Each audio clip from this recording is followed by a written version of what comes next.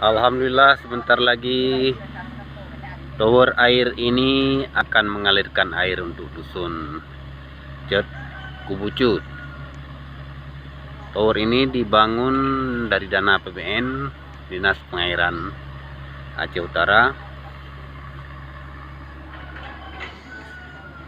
Nah, di sana terlihat eskavator kecil sedang membuat gorong-gorong untuk menimbunkan pipa ya.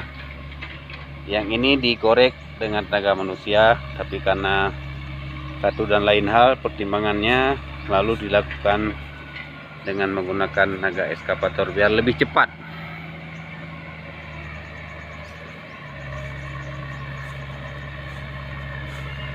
Semoga